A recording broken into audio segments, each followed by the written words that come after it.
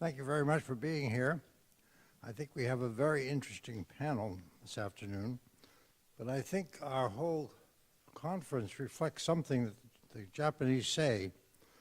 They say, kuki yomeru, which means to read the air, which means to really understand the situation beyond the academics, beyond what's written. And I think our panel this afternoon reflects that, as I think the panels this morning and earlier this afternoon did as well as our ambassador, I must say, who I thought was very thoughtful on that. Let me first turn to Priscilla Clapp. You have her introduction in the papers. Our people can talk either from the podium or from the dais here, whichever they prefer. I think I'll stay here. Thanks. I have written a little paper, which I'm not going to read, but it covers several aspects of the democratization process. One is the new status of civil society in the reform process. Another, the peace process and political accommodation with ethnic minorities. But I'm just going to skim over that in a way because I think we have the expert sitting here next to me who will talk about the peace process after I speak. And then rule of law and the inadequacy of current legal structures. And then the question of amending the Constitution. And finally, how these issues impact on the coming elections and the process that's already underway. When President Thein Sein was inaugurated at the end of March in 2011, he announced his intention to develop a people-oriented government that would allow the country to progress politically, economically, and socially into the 21st century. The subsequent relaxation of restrictions on political activity facilitated the rapid rise of a vibrant civil society sector that had been severely repressed for more than 50 years. Today, civil society is engaged across the board in any number of issues: health and social welfare, environmental protection, human rights, women's issues, promotion of democracy, expansion of free press, educational reform, legal reform, capacity building, political development, and so on. And the government itself, we've already learned a lot about this from this morning's discussion, so I won't repeat too much of that. But as you can see from that discussion, the government and civil society have not really been communicating with each other in the past, particularly to the extent that the government was the military.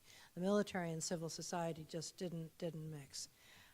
The government has made, as Uzal Us told us this morning, the government has made a serious effort to begin engaging directly with civil society so that they could bring the needs of the people to bear on government policy, and on the one hand, and on the other hand, make the government responsive to civil society, make the government provide services to the civilian population, which was not necessarily the case before. In fact, it wasn't the case. So with the Extractive Industries Transparency Initiative, EITI as it's called, and the follow-on Open Government Partnership, OGP, efforts, and the task forces that Sau told us about this morning, there's a very, very concerted effort to begin building civil society and civilian, well, let's say civilian society into government policy processes. This includes business and NGOs, civil society organizations, but it also includes the press. The press itself, I count as civil society. They have an interim press council. There will be a permanent press council, but the interim press council is so busy negotiating a whole bunch of different deals that they don't, nobody is quite ready to shift into the permanent press council. But among the things that they've been working out with the government have been arrangements for covering the elections. They're working with the Union Election Commission on guidelines for the press, how the press will cover the elections. They're working with ministries in the government, particularly the Ministry of Defense and the Commander-in-Chief, on how the press will have regular access to government ministries, how they will run press conferences. The President's office already has a press corps that's covering it, as we do with the White House.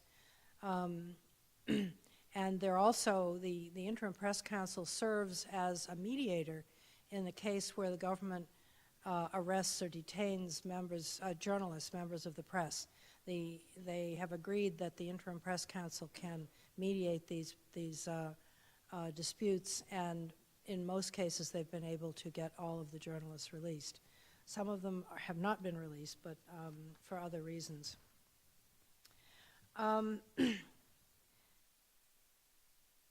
Civil society, I should say, is also connecting with the Parliament. The Parliament has been a big new factor in governance in Myanmar. The Parliament, if you look at the 2008 Constitution, you could very easily come to the conclusion that the Parliament was meant to be a rubber stamp for a strong executive.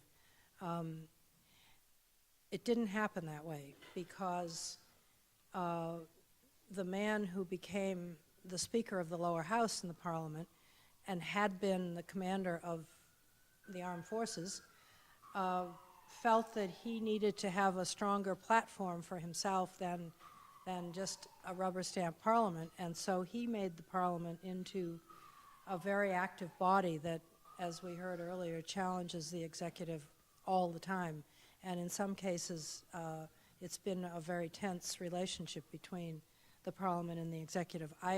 Having observed this for the last 5 years and talked a lot with the people involved about the frustrations of this competition, I'm beginning to see that they are working out mechanisms now between the legislature and the executive branch, particularly the President's office, to work together on both legislative and policy issues.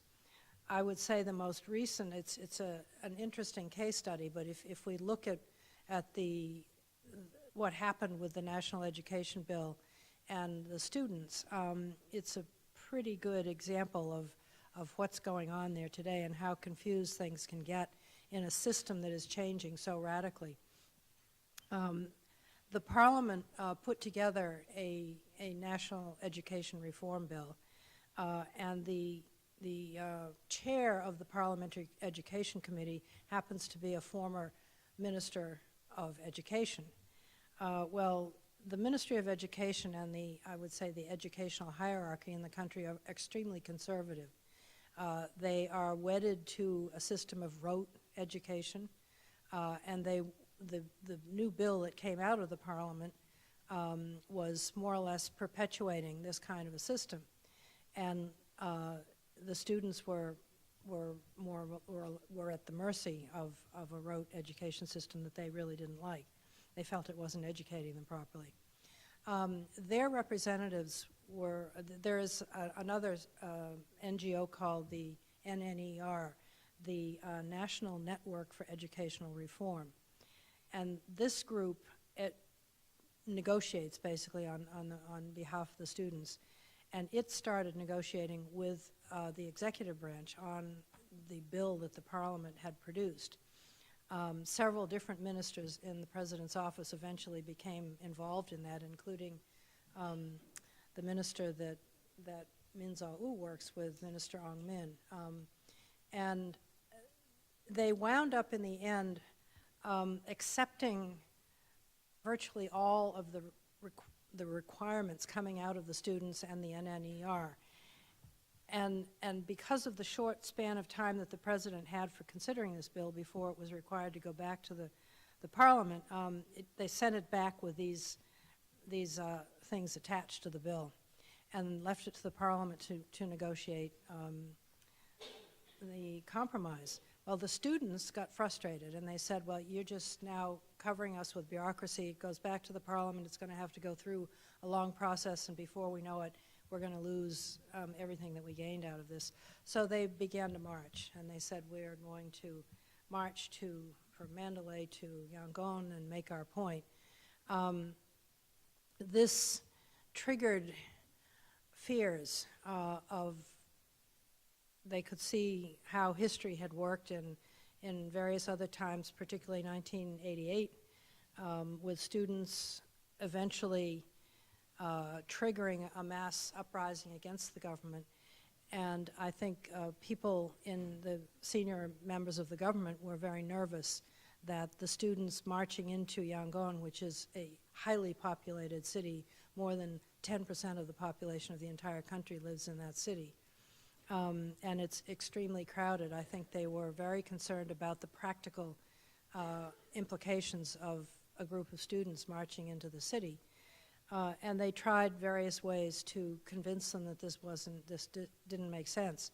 But there were radicals among the students who probably weren't that interested in the education bill, but were interested in a confrontation with the government, and particularly with security forces. And so it grew into a confrontation very quickly, and I think there were mistakes made on both sides. The government made a mistake in bringing out a group of essentially thugs who reminded people of the hated Swan-Shin from the SPDC days. There was just tremendous confusion, and the central government had also devolved authority from the center to the states to handle local security issues, and so the governors, what they're called chief ministers of the states, were the ones who were in charge of handling these situations, and they really weren't equipped to do it. I think everybody learned a lot of lessons from that, and as was said this morning, it now went back into negotiation. The bill did, with the Parliament, and the students this past week were sitting down with the Parliament negotiating their differences.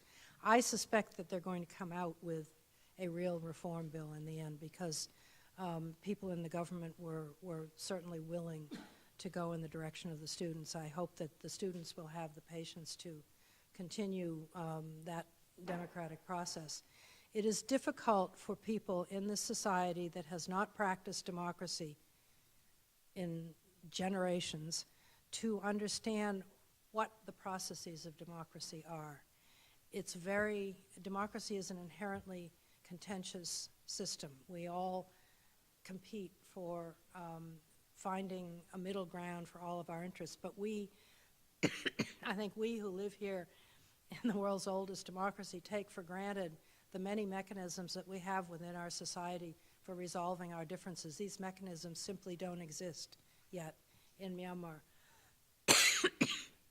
So civil society, in effect, is playing a very important role, because they're beginning to help people connect and negotiate some of these differences. The peace process. Reconciliation in Myanmar has two parts. The first part is reconciliation between the military and the democracy forces. That reconciliation process is underway. When the NLD and Aung San Suu Kyi joined the parliament, they became part of the reform and democratization that's going on in the country. But that side of the reconciliation process is essentially a reconciliation between two parts of the majority ethnic group in the country, the Bama.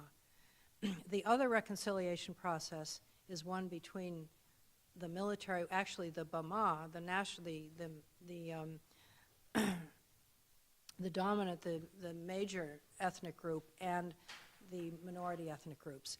And that reconciliation process had eluded all of the governments since, in this country, military and non-military, since World War II, since the country gained its independence. This government has taken on that task, and they've been trying very hard to bring all of these minority ethnic armed groups into a negotiation. I'm going to leave that process to Min Zaw-u to describe.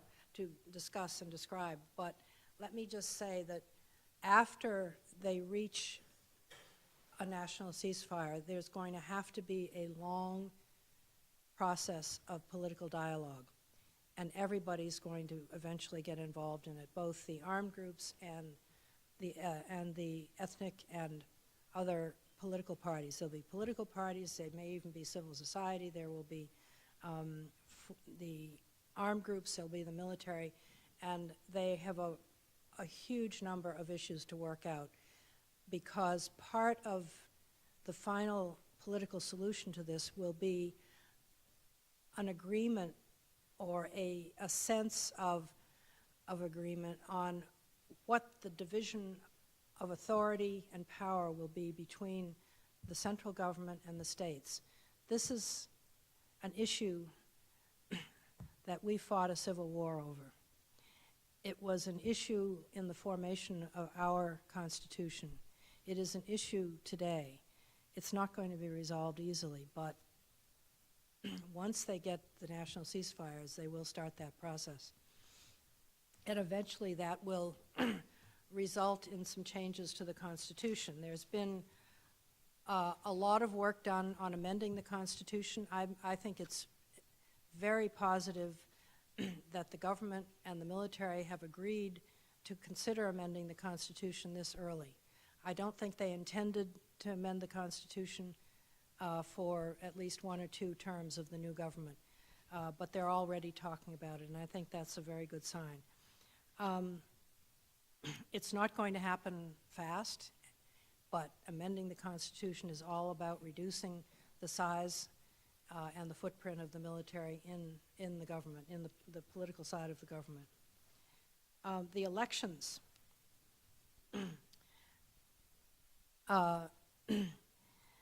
The elections process is looking like it will be completely different from 2010. The Union Election Commission is working with civil society.